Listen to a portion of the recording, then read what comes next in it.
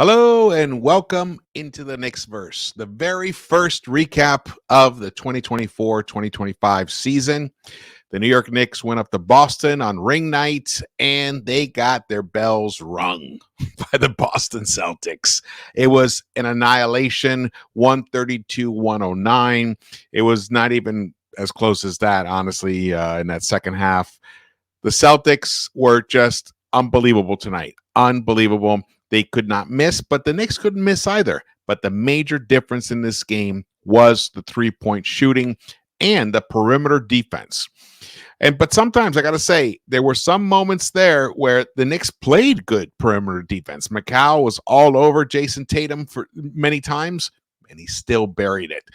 These guys they're there, they're serious. They didn't take anything for granted in terms of winning last year. They didn't slack off at all. They want to repeat again this year. It's very difficult to repeat in the NBA, and they want to prove that. Actually, they want to defy the odds.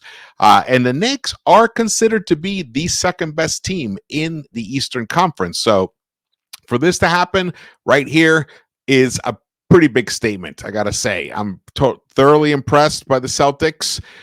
They were setting some really high pick and rolls, like way out deep pick and rolls to get their three-point shooter guys loose. It seemed to be like everything was working for them beautifully. There are definitely some tremendous positives for the Knicks. I mean, this is the first game that they're playing, the first regular season game that they're playing with this new unit. So I'm not at all concerned. In fact, there were several things that happened that were good, except for the defense. The defense definitely was lacking, especially the perimeter defense. But like I said, there were some times where they just made huge shots, but they had a lot of open looks as well. The Celtics almost broke the record for most made threes in a regular season game, but they missed like their last 11 or 12 attempts. They were trying to break that record. So, but let's keep going here.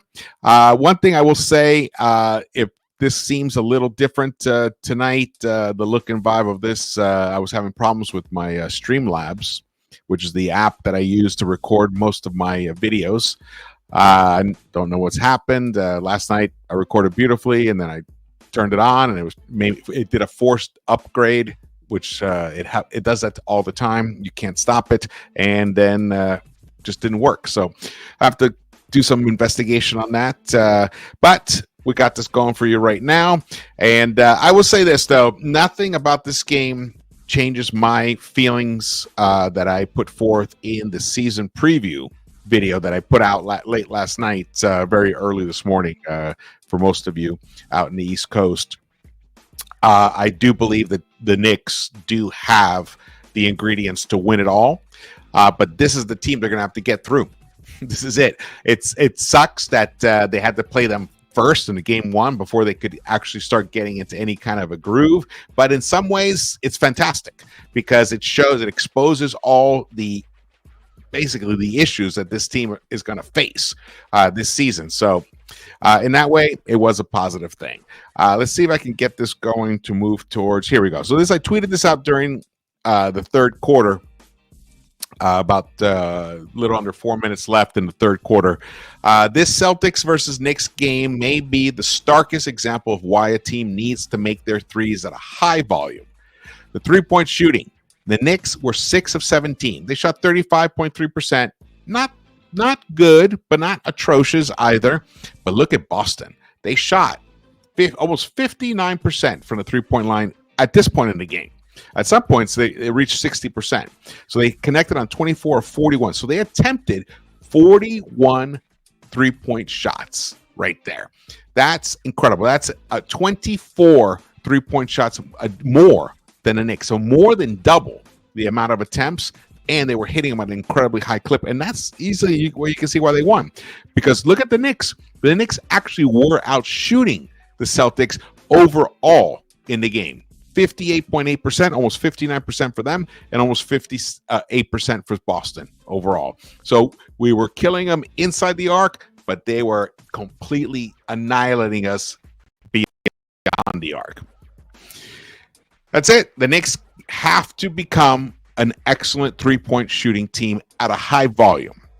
That just has to happen for them to achieve the goals that they believe they can happen. I believe that can happen. Here is the box score right here. As you can see, this is the plus minus here. So actually, let me get back to that. Let me show you this one first. So you can see Brunson was the leading scorer for the Knicks tonight, 22 points for him, and Deuce, 22 points for him. Deuce was fantastic off the bench. He basically he couldn't miss. He shot 80% tonight. Hit 4 of 5 from the 3-point line. 22 points for him, and then Brunson 22 points for him, and Karl-Anthony Towns also had a nice game, whatever from the offensive end. 5 of 9, hit one of his 2 3-point attempts, 12 points for him. But look at that starting unit, though.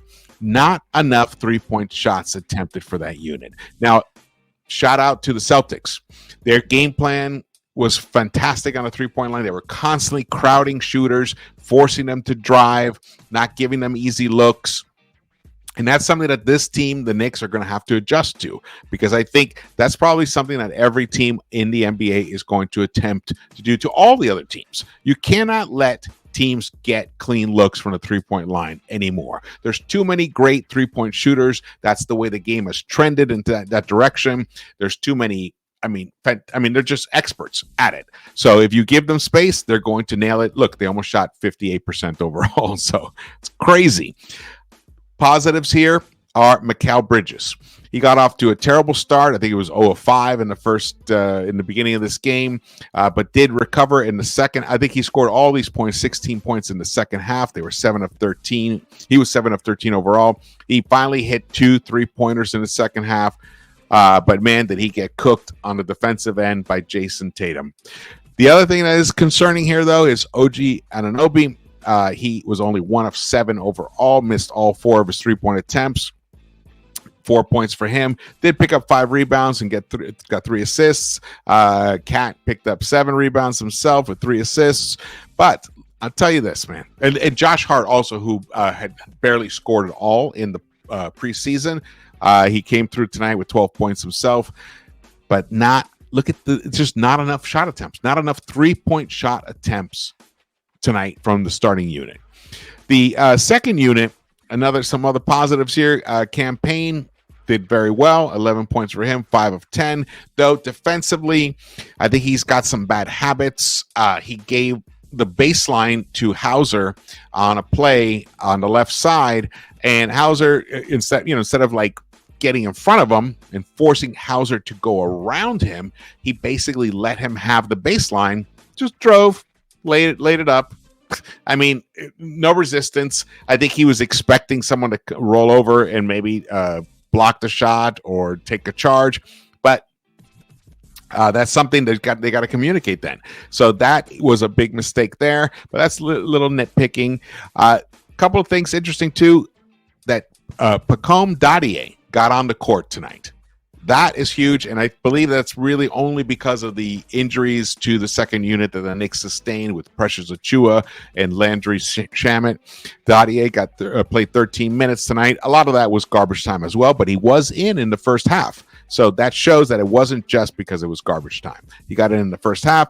He hit one of his 2 3-point attempts, picked up a rebound. He looked pretty decent out there. He looks like an actual NBA player. He doesn't look like a young guy. He doesn't look like he's only 19. He doesn't look like that at all. He looks very confident, poised.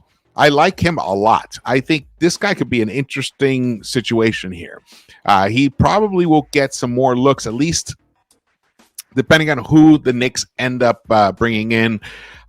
Shams reported that the Knicks are looking at, they're really hunting the market. They're looking at guys like Matt Ryan, an expert 3-point shooter. They're looking at Justin Holiday. They're looking at Lonnie Walker. So someone else is going to join this team, and that probably will take the minutes away from Dadier. But until that time, Dadier is going to have some opportunities to show off his abilities. Jericho Sims, 24 minutes for him, 2 of 3 overall, 9 rebounds. But he does not look like a player who has grown and advanced enough for how many years he's been playing this game now at the pro level. So that was a bit disappointing. The whole game was a bit disappointing. But look at those numbers. 55 point. The Knicks ended up shooting 55.1% and lost this game by a crazy margin. By 23 points. And it was really most like 30 points for most of the second half. But they ended up shooting 36.7%, which most nights that might be decent. But if that was 40 shot attempts, but the thing is, tonight against the Celtics, it would have to have been, they would have to have shot the lights out as well for them to even have been in this game, or play some better defense against that Celtics team. But let's go back to the plus minus here. Look, it's just, you can just see. I mean, this is not even worth showing actually at this point, except that the Knicks. Well, we'll go back to the team stats. Let's go to here, right here. Here's the team stats. So the Celtics ended up shooting 47.5% from the three-point line, but again, that was a lot of garbage time. They missed like 11 straight or something towards the end, so it's hard to factor that in. They were just connecting beautifully, but the rebounding, they out-rebounded the Knicks 40-34, 11-5. So they had a +6 in offensive rebounding. That was one of the things that the Knicks excelled at last season. Now they're missing Isaiah Hartenstein, who went to OKC, but who's also injured now. So he may not even been playing for us. And they're missing Mitch Robinson, who hopefully he'll be back as early as possible. I'm hoping mid-December for him. The Knicks ended up even with the defensive rebounds, but again, it's hard to tell where in garbage time where they picked that up. But the assists, look at the ball movement, 33-20. That's a +13 for the Celtics in assists right there. So, and again, they made a lot more shots. I mean, they made overall total just 5 more shots, but their shots came off of assists. And that's how they got, open looks from the three-point line. Basically, the guy drove, kicked it out. They picked up those extra 6 additional offensive rebounds. They picked up many three-pointers off of offensive rebounds themselves. They just played pretty much a perfect game today, the Boston Celtics. So that is also very good for this Knicks team to see. Now, Jalen Brunson was fantastic.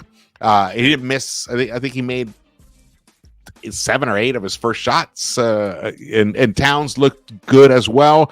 But the other guys, it's going to take a while for this team to gel.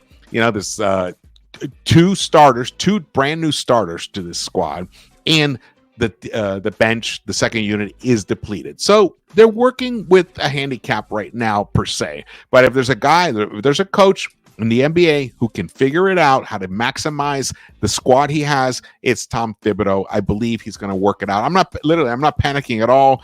I'm happy right now. But the season has finally started. I have high hopes for this. I think this is going to be the Eastern Conference Finals matchup. I do believe that Leon Rose has more work to do. He's got to bring in some reinforcements. Some things happened towards the end of preseason or midway through preseason. Like I mentioned before, losing Landry Shamet, who was going to be a key piece to help offset the Dante DiVincenzo trade going to Minnesota. But Deuce has really shown something. So I think we have the pieces. It's just a matter of everyone understanding what their roles are. And I think Thibs has to tweak his perimeter defense.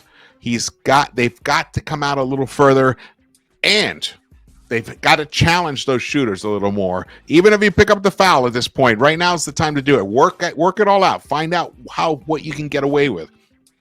But also, for the team themselves, they need to get more three-point shot attempts up. Now, 61 shot attempts, that's what the Celtics put up today. That's insane. That we will not see that at all again this year. It won't happen. The Celtics were obviously feeling great. It was ring night for them.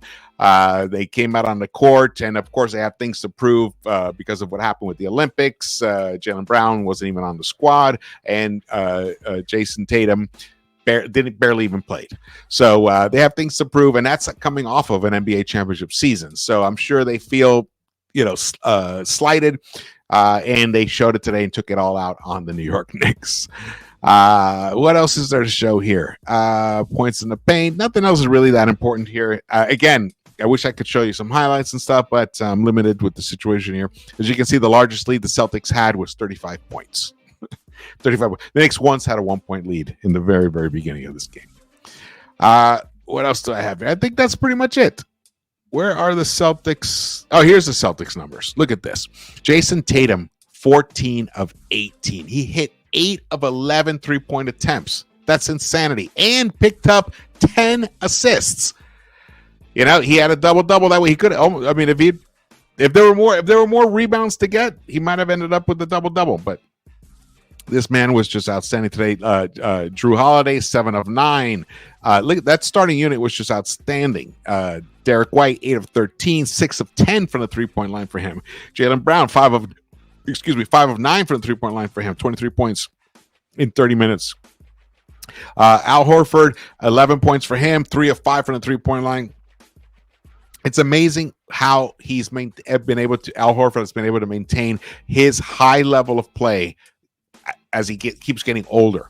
And I thought he might take a step back this season, but if tonight's game was any indication, he's not going to.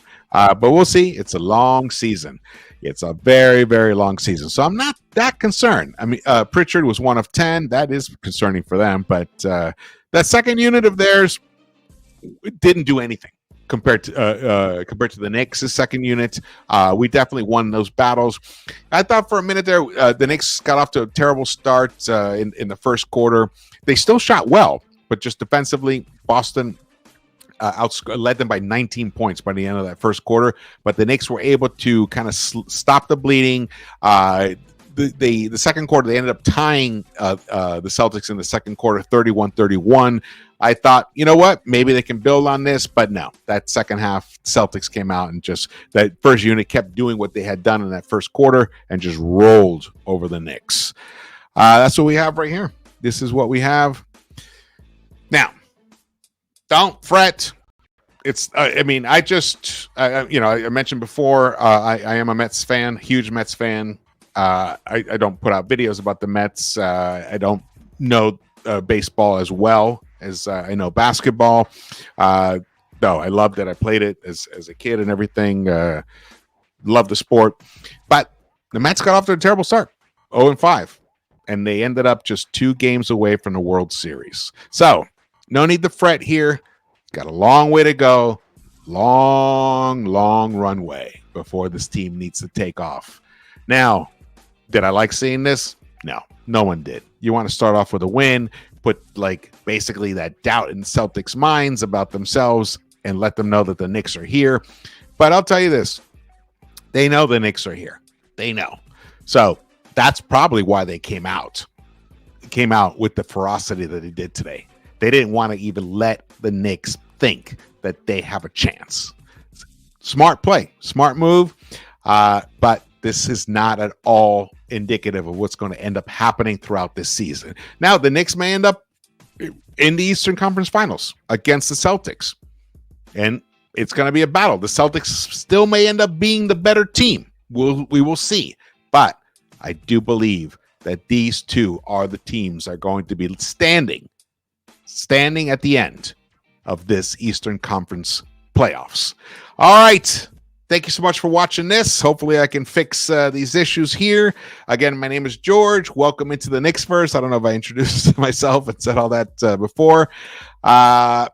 It's going to be a fantastic season. I'm going to try to do recaps for every single game and analytical videos. And we're going to launch a membership program, which will really help the channel itself, keep it afloat. I would really appreciate that support. I will announce it soon. But let's go Knicks. Friday night, Indiana Pacers. That should be a very interesting game as well because the Pacers do play similarly to the Celtics. So will Thibs adjust his defensive strategy against the Pacers off of this game? That is the big question. You know he's going to. All right. Thank you for watching this, and I will see you around the Knicks-Verse.